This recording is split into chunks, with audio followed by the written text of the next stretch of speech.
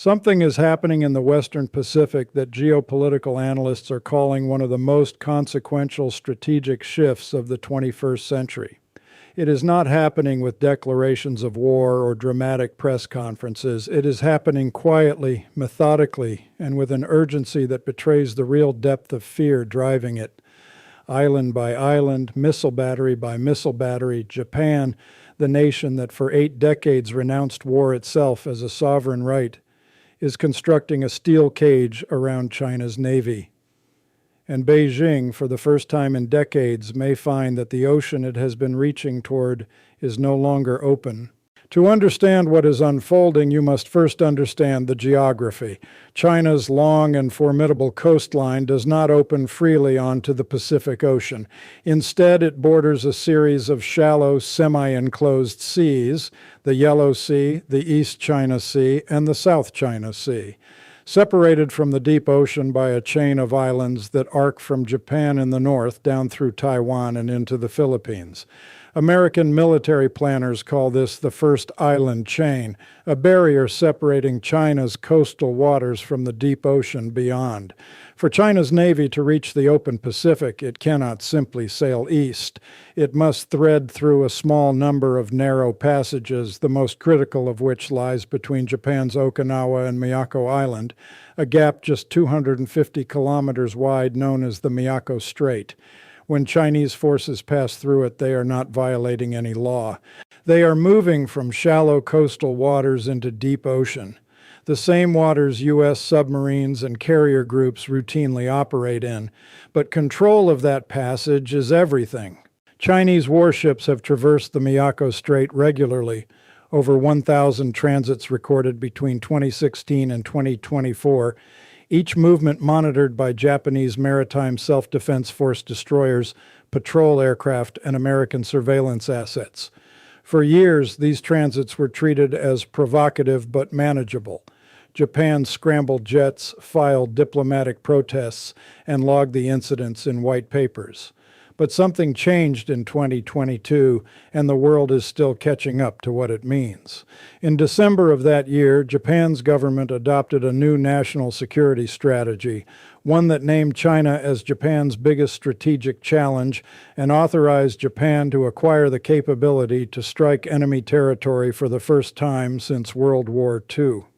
A former head of the Cabinet Legislative Bureau described the move as the death of Article 9, the pacifist constitution that America had written for Japan in 1947 was, in practice, being dismantled, not by force, but by necessity. The urgency behind that decision becomes clear when you examine what China had been doing in the years prior.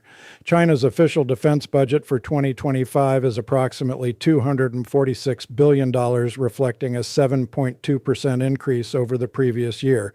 The planned fleet has grown to over 370 vessels, making it numerically the world's largest. The plan commissioned its third aircraft carrier, Fujian, in 2022, the first Chinese carrier with catapult launch systems comparable to American designs.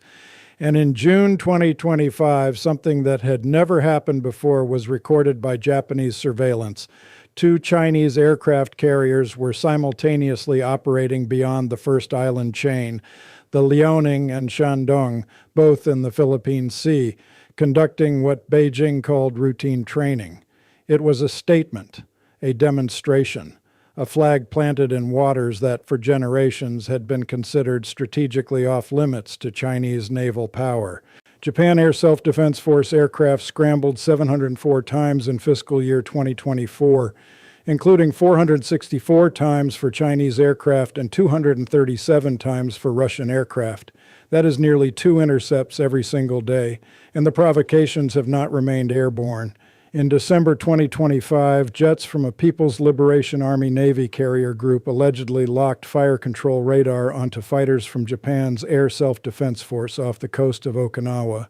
A radar lock of that kind is one of the most aggressive acts short of firing a weapon. It communicates with unmistakable clarity that your aircraft has been targeted. Tokyo called it extremely regrettable. Behind closed doors, defense planners called it a warning shot. Japan's response has been nothing short of a generational transformation of its military posture. In 2024, Japan spent approximately $55.3 billion on defense, a 21% increase from 2023 and the biggest annual rise since the early post-war years. In 2025, its defense budget jumped to a record high approaching Y11 trillion, pushing spending toward roughly 2% of GDP. That money is being translated into hardware at a pace that would have been unthinkable a decade ago.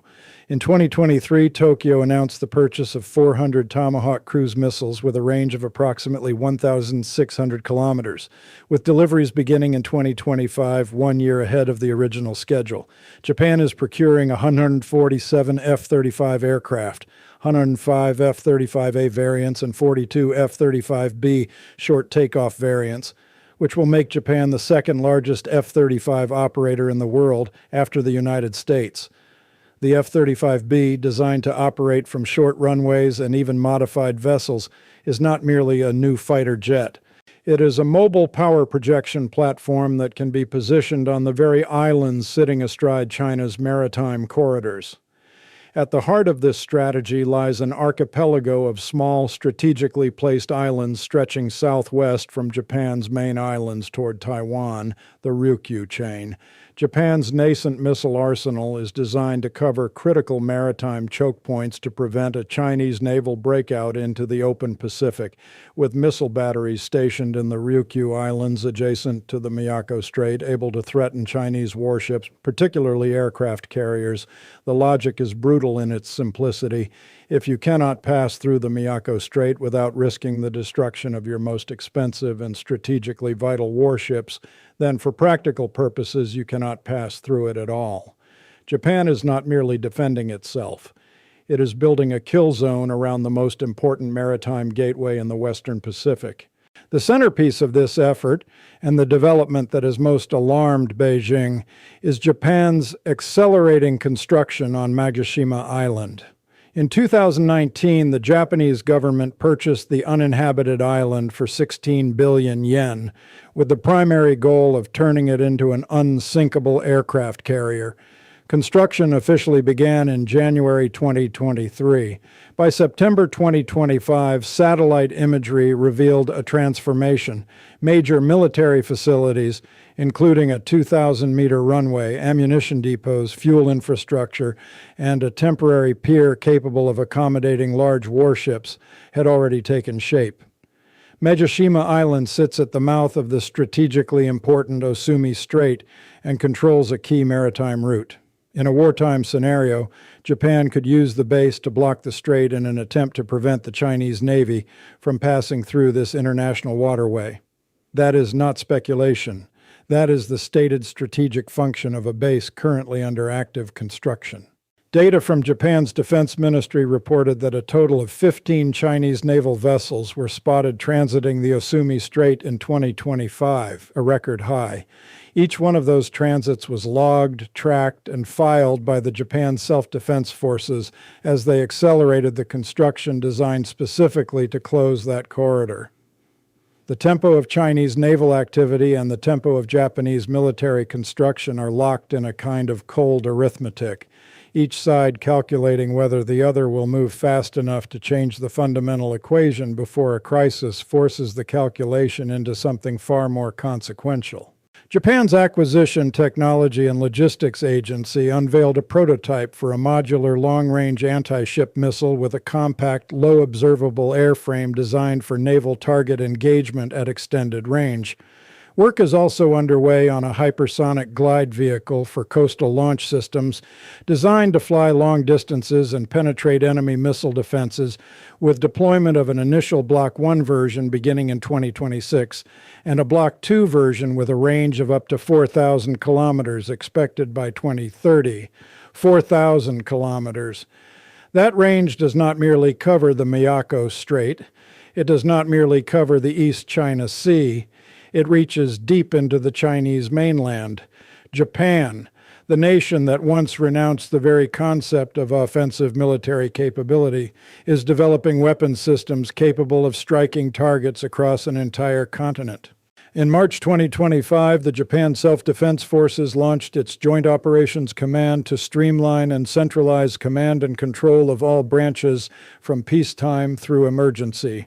Simultaneously, U.S. Forces Japan is transitioning to a joint force headquarters to optimize operational coordination with the new Japanese command, a development that U.S. Indo-Pacific Command Admiral Samuel Paparo called one of the strongest improvements to the alliance's military cooperation in 70 years.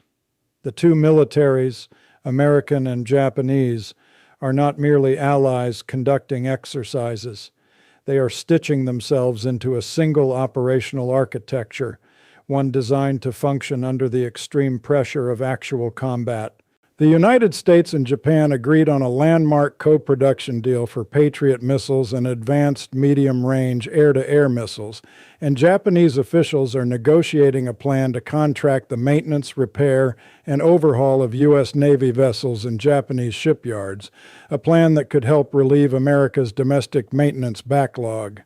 In August 2025, Mitsubishi Heavy Industries won a bid to supply Australia with 11 Mogami-class frigates between 2029 and 2034, Japan's largest ever defense export contract.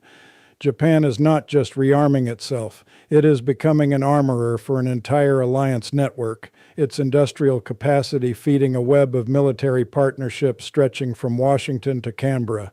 Japan's Defense of Japan 2025 white paper concluded that the international community is facing its greatest risk of conflict since World War II.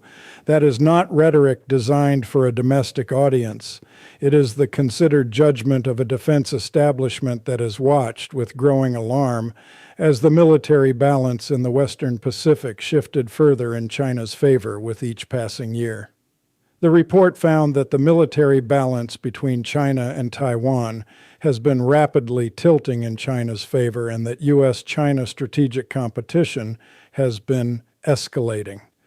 The window for deterrence, the period in which the mere existence of capability prevents conflict, may not remain open indefinitely.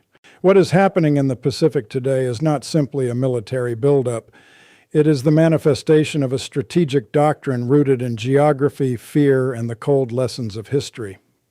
The Atlantic Council's Kich Liao noted that China's naval aim is to make waters within the first island chain its internal waters, and contesting this would have profound implications for surface, aerial, and underwater warfare across the entire region. Japan understands what that would mean: an East China Sea that functions as a Chinese lake, a Miyako Strait through which Beijing's carriers move at will, a Taiwan absorbed into the People's Republic, collapsing the island chain entirely and opening the Philippine Sea directly to Chinese power projection. It is a scenario that Japan's defense planners no longer treat as distant or theoretical. The cage being built around China's Navy is not yet complete. There are gaps in the missile coverage, limitations in manpower, and demographic pressures that constrain how fast Japan can expand its force.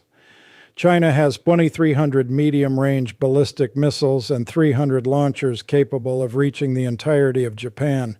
The threat is existential and it is mutual, but the direction of travel is now unmistakable. Japan has made a choice, the most consequential strategic choice it has made since 1945, and it is executing that choice with a speed and seriousness that should command the attention of every strategist alive. Something terrifying entered the Pacific, and now Japan is building the walls.